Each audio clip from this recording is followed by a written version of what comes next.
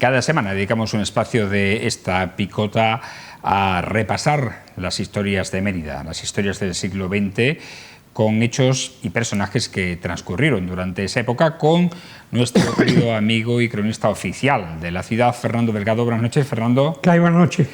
La pasada semana empezamos hablando de la Cruz Roja y de los primeros pasos de la Cruz Roja, incluso de aquel puesto en la Nacional Quinta, ¿no? El cruce con la 630, que estaba situada más o menos cerca de lo que hoy es la Consejería de Agricultura, antigua tabacalera. Y habíamos quedado en que les íbamos a contar hoy cómo se fraguó la adquisición y sobre todo la construcción de este puesto de Cruz Roja en Proserpina, que es la entidad que además se dedica a velar por la seguridad de los bañistas en verano. Si me perdona, sí. Frank, antes quisiera hacer cómo entramos en la Cruz Roja. Ah, vale, sí. Antes de llegar al puesto de socorro.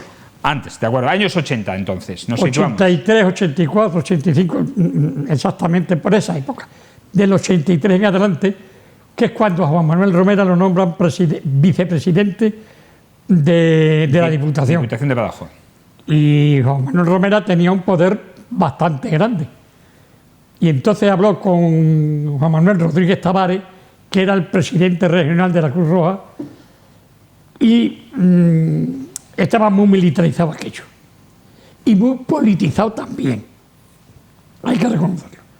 Y entonces me dijo Juan Manuel Romera: Fernando, me gustaría nombrarte presidente de la Cruz Roja. Presidente de la Cruz Roja de aquella época era un cargo bastante importante. Bastante importante. Y una pregunta, Fernando. ¿Quién mandaba? ¿El presidente o el responsable militar de la Cruz Roja? No, el presidente. ¿Siempre el presidente? En la Cruz Roja el que mandaba era el presidente. O sea, en aquella época el que mandaba era yo.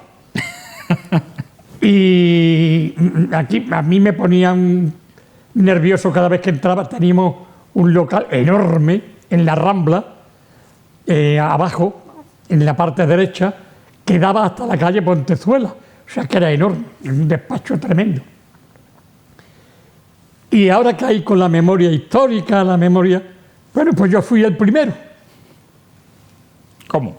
Todos estos que hablan ahora de que quitar esto, que hay que quitar... El primero de la memoria histórica fue Fernando Delgado. Está más claro que el agua. Pues porque me encuentro en mi despacho el retrato de Franco y en 2 o 3 sitios el testamento de Franco. Y nada más que entrar. En cuadros. Cogí el retrato de Franco, cogí todo lo que se refería al testamento y le dije a alguien: ¿dónde está el almacén aquí para meter esto? Ahí. O sea, si alguien lo quiere, que se lo lleve. Tu primera decisión. Mi primera decisión fue esa. Que se enteró Aroca, periodista, me lo preguntó y le dije: sí, pero no se te ocurra publicarlo porque están las cosas muy recientes todavía. Y no, lo publicó, pero vamos, casi a 5 columnas. Fernando Delgado elimina a Franco de su despacho. Claro, todavía existía mucha gente de Franco, mucha. Y me dijeron que por qué lo había hecho. Y la primera explicación, que fue muy dura, es porque me da la gana. Porque detrás de mí no está ni Franco, ni nadie de Franco. Está el crucifijo y está el rey, que era el presidente nacional de Cruz Roja, Juan Carlos I. Y nadie más. Conmigo, nadie más. Sí, hay que reconocer los tiempos porque fue una decisión. Que eran distintos. Y había amigos míos. Era una decisión valiente. Era una decisión fuerte. Y lo quité, pero vamos, sin más. Hice otra cosa que tampoco gustó en la Cruz Roja. Digamos, al estamento unidad, porque es que yo cada vez que me presentaba allí, iba todos los días, lógicamente, me saludaban como presidente y me hacían el saludo. Buenos días, buenas tardes, señor presidente. Y a mí aquello me ponía descompuesto. No me gustaba. Y otra decisión es que había una virgen, la Virgen Milagrosa, que estaba al lado de mi despacho. era la Virgen que presidió la capilla de San Juan de Dios en Mérida, es decir, la Asamblea de Extremadura. Lo que era el antiguo hospital, la capilla del hospital. La antigua iglesia de San Juan de Dios. Lo que hoy es el hemiciclo.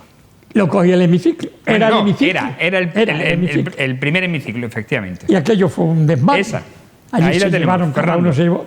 Y hubo uno de la Cruz Roja, valeriano, que era tremendo. Era brigada, cogió la Virgen, que le había regalado el primer alcalde franquista de la época, José Molina. Había tenido una hija enferma y esa Virgen se la regaló al hospital, a la iglesia del hospital. Y esa iglesia, la Virgen me la encontré yo allí. Y digo, aquí no, una Virgen tampoco tiene por qué estar. Me la habían pedido ya un poco el obispado. Pero Lolino, el hermano de Agustín y mío, Manuel, que fue un magnífico futbolista de Almendralejo. Sí, hombre, el Extremadura. Lolino, conocidísimo. Lolino. Y me lo pidió. Y entonces, con todas las chicas de la Cruz Roja y todos los de la Cruz Roja, en procesión, llevamos a la Virgen a la capilla de Proserpina, que es donde está actualmente. Sí, la patrona La patrona de Proserpina. Exacto. Que, por cierto, todavía no existe allí, de que lo regaló la Cruz Roja. ¿No? Que bien podían ponerlo.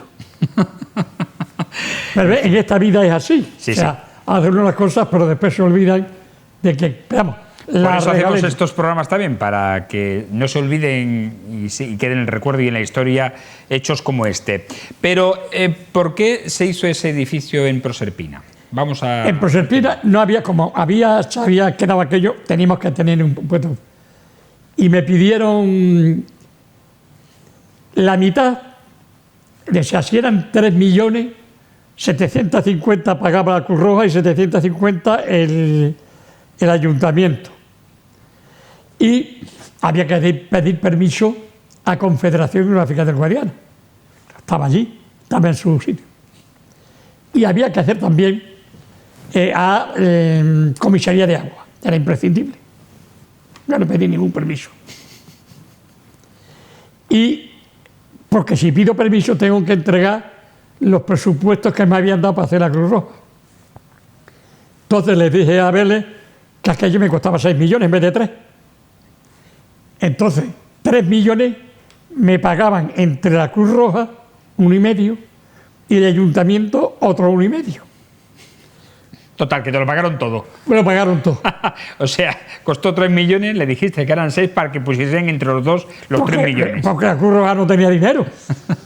Y después, cuando hicimos, me viene una multa de Confederación Hidrográfica del Guadiana de comisaría de agua.